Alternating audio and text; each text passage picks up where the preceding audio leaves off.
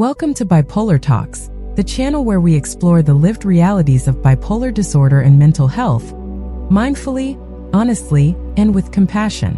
Whether you're navigating your own mental health journey, supporting someone you love, or simply trying to understand the complexity of bipolar disorder, you're in the right place. If this content resonates with you, please take a moment to like, comment, subscribe, and share. Your support helps us grow this community of understanding and empathy, one story at a time. Now take a deep breath. Let's slow down and mindfully step into this episode. Learning to accept my diagnosis. In this deeply personal episode, I share my journey of being diagnosed with bipolar I disorder, navigating denial, grief, stigma, and ultimately finding peace through acceptance. If you've ever struggled to make sense of your mental health or felt overwhelmed after a diagnosis, this episode is for you.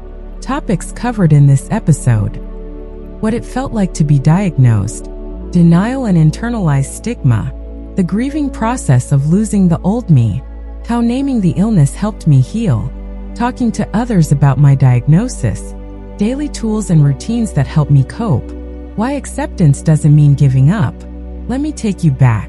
It wasn't a dramatic scene like you see in movies. No flashing lights, no emergency rooms, no screaming diagnosis from a white-coated psychiatrist. It was quieter, colder. I was sitting in a too-bright office, holding a thin sheet of paper that had words printed on it I wasn't ready to read. Bipolar I disorder. I blinked. Read it again. Looked up at the doctor who kept talking gently, clinically, professionally. But I couldn't hear much after that. My ears rang. My chest felt hollow. I wasn't shocked, but I wasn't ready either. In some ways, the signs were there: years of mood swings, a few sleepless nights that turned into entire weeks of high-speed thinking and impulsive choices. Then the crashes, dark, silent periods where getting out of bed felt like lifting a mountain, but still a label, a diagnosis, that felt like an entirely different level of real. For weeks afterward, I tried to pretend like nothing had changed. I even told a few friends, the doctor thinks it might be bipolar, but I don't really believe that. I convinced myself it was stress, poor sleep, maybe ADHD. I scrolled endlessly through self-help forums trying to find stories that contradicted the diagnosis. Denial is powerful. It whispers, if you don't name it, it's not real. I told myself that bipolar disorder was a label for someone else. Someone unstable, chaotic, or lost. That couldn't be me. I was successful, high-functioning. I had a career, a family, responsibilities. But bipolar doesn't care about your job title. It doesn't care if you're a parent or a student or the CEO of a company. It lives in your brain chemistry, not your resume. And eventually, the denial cracked. And I began to unravel. The episode that finally made me face the truth came during what I now know was a full-blown manic phase. I hadn't slept in days. I started a dozen projects, made hundreds of plans. I spoke so fast my friends couldn't follow. I made big purchases I couldn't afford. I felt invincible. And then I crashed hard. I disappeared from everyone.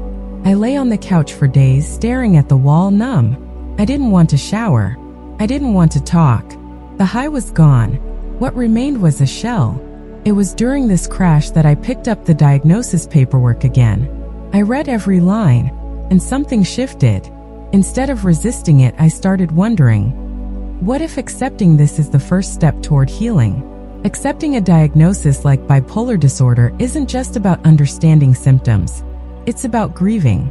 Yes, grieving. I had to let go of the version of myself I thought I was. The version who was just emotional or just intense or just ambitious.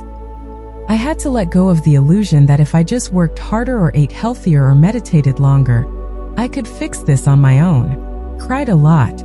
Not because I felt broken, but because I finally realized I had spent years fighting a battle I didn't fully understand. Grieving isn't a sign of weakness. It's a step toward growth. There's power in naming your experience. Before I had a diagnosis, everything felt disconnected. My highs, my lows, my confusion, my shame. But now, with a name, the pieces started to fit together. I began to look back at my life and see patterns. That impulsive move across the country? Mania. That month I barely left bed? Depression. That time I felt like the universe was speaking through me. Hypomania. It didn't excuse everything, but it explained a lot. It gave me a map. And for the first time, I felt less lost. I dove into research, not obsessively, but curiously. I wanted to understand what was happening in my brain, what medications could help, what therapy options existed, and, most importantly, that I wasn't alone. I found podcasts like this one. I read memoirs of others living with bipolar. I followed creators who spoke openly about their journeys.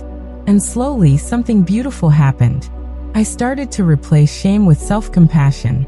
I started to replace fear with knowledge. And I started to replace judgment with curiosity. One of the hardest parts of acceptance is sharing your diagnosis with others. Some people were incredibly supportive. They listened. They asked questions. They gave me space to feel. Others weren't. I had people say, "Are you sure? You don't seem bipolar." Or, "Everyone gets moody sometimes. Maybe you're just sensitive."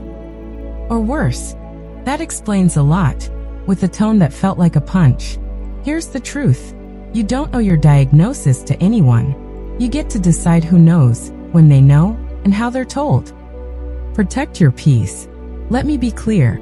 Accepting my diagnosis doesn't mean I like having bipolar disorder. It doesn't mean I romanticize it. It doesn't mean I'm proud of every choice I made during a manic episode.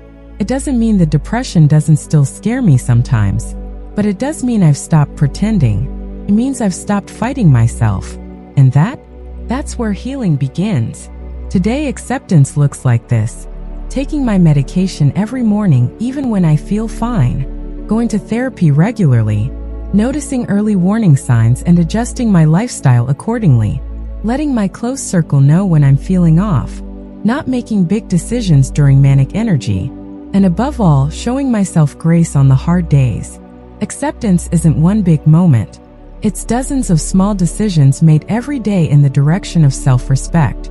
If you're listening and struggling with your own diagnosis, whether it's bipolar, depression, anxiety, borderline, or something else, here's what I want to say to you. You are not your diagnosis, but your diagnosis can help you understand yourself. And that understanding can help you build a better life. Don't rush acceptance. Don't force it. Let it unfold one truth at a time. Cry if you need to. Grieve if you must. But come back to yourself with gentleness. You are worthy of love, support, and healing exactly as you are. Thank you for listening to this episode of Bipolar Talks, where we hold space for the real stories behind mental health labels, mindfully, honestly, and with care. If this story touched you, inspired you, or helped you feel less alone, please take a moment to like, comment, subscribe, and share. Let's keep building this community of empathy, insight, and strength. And remember, this YouTube video is for informational purposes only. Please consult with a licensed expert or mental health professional for diagnosis, treatment, or advice tailored to your personal needs. Until next time, stay gentle with yourself. You're doing better than you think.